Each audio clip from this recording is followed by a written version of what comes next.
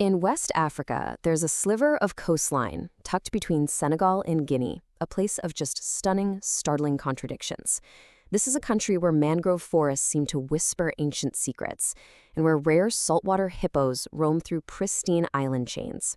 This is Guinea-Bissau, and its story, well, it's etched into every savanna, every shore, a story of breathtaking beauty and of a truly enduring struggle. So that brings us to the heart of it, right? This is the central paradox we're going to try and unravel. How can a land so incredibly rich in natural splendor also be a place of such deep, deep hardship? Is it some forgotten Eden, or is it a nation just caught in a cycle it can't seem to break? To even begin to understand Guinea-Bissau, you first have to embrace these contrasts. It's a nation that is really defined by this tension, this pull between what you see on the surface and the incredibly complex realities that are bubbling just beneath. Okay, let's start with that harsh reality. Out of 193 countries, ranked for things like health, education, standard of living, Guinea-Bissau comes in at 174th. Think about that. More than 2/3 of the population lives below the poverty line. It's a stark, sobering number that tells a story of huge economic challenges. But here's the thing. If we stopped there, if we only looked at that number, we'd miss the entire soul of the place.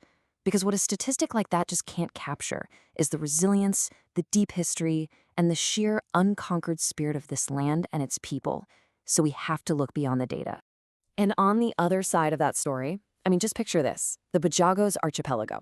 It's a chain of 88 islands that feels like a world all its own. The coastline is this incredible labyrinth of mangroves, and get this, it's one of the few places on the entire planet where you can find hippos bathing in the salt water of the Atlantic Ocean. It is a genuine treasure of the natural world. That spirit of independence didn't just spring out of the mangroves. To really get it, we have to look back, because this land, it wasn't always a footnote on some global index. For centuries, it was a real center of power. Its character was forged in the fire of great empires and a fierce, fierce will to remain independent. The history here runs deep. This region was once a key part of the huge Mali Empire. And then, as Mali's power began to fade, the Kabu Federation rose up, a powerful Mandinka state that dominated for centuries. The arrival of Portuguese explorers in the 1400s, well, that kicked off a long, slow-burning conflict that would eventually lead to full-blown colonization in the 19th century. And at the very heart of that Kabu Empire were the Nyancho. Now, this wasn't just some military group. They were the ruling aristocracy. Their whole identity was built on this warrior ethos, and they were legendary for their skills as cavalrymen. These were the inheritors of a legacy of conquest that stretched all the way back to the great Mali Empire itself. And then you go out to the islands, and it's a completely different kind of independence. The Bajago people, they were absolute masters of the sea, and their society was so unique. The women managed the land, and, get this, they chose their own husbands. The men, they focused on the sea, on raiding the mainland, all with the belief that on the water, they answered to no ruler. So you see, this deep-rooted spirit of resistance, from those Nyancho heartlands to the Bajago Isles, it was destined to ignite. And it did, sparking one of Africa's most effective anti-colonial movements. The dream wasn't just about kicking out the Portuguese, it was about building a whole new, progressive nation from the ashes. The engine for this dream was the PIGC, and its leader was a truly brilliant revolutionary thinker named Amilcar Cabral. Using the tough jungle terrain to their advantage, the PIGC didn't just fight a guerrilla war. By 1973, they had liberated and were actually administering huge parts of the country themselves. But this is where the story takes such a tragic, heartbreaking turn. Cabral's vision was for a truly independent, united nation, but he would never get to see it. He was assassinated just 8 months before his own party declared the very independence he had fought so hard for. It was a devastating blow, a kind of foundational tragedy that would cast a very, very long shadow. And in the decades that followed, Cabral's dream of stability and progress, it just seemed to slip further and further away. The incredible promise of independence gave way to a much harsher reality, a recurring cycle of political turmoil that has sadly defined the nation ever since.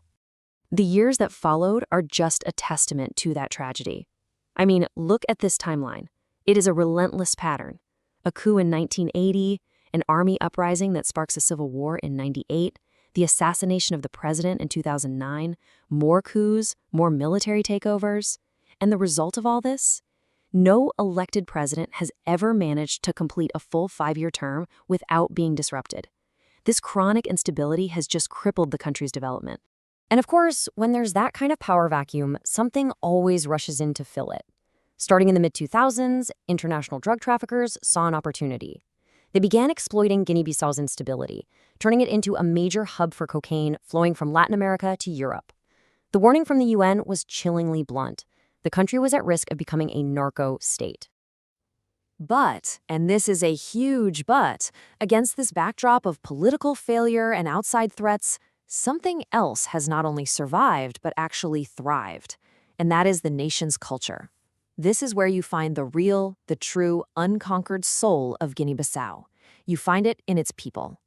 You see, the country isn't a monolith, not at all. It's this rich, incredible mosaic of different ethnic groups. The Fula, the Balanta, the Mandinka, each with their own languages, their own customs. This diversity, this is the bedrock of the nation's cultural wealth. So how do you hold a mosaic like that together? Well, the answer is language. Sure, Portuguese is the official tongue, that's a legacy of colonialism, but it's Guinea-Bissau's Creole that truly unites the nation.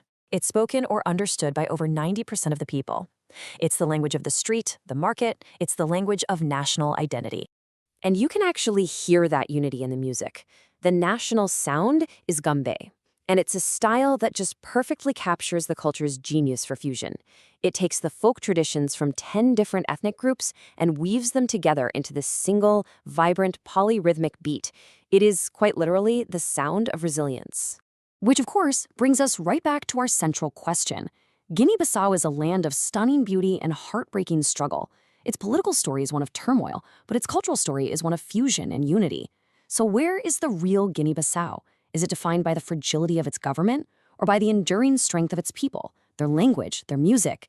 Maybe its true soul lies not in what has been broken, but in what can never be conquered.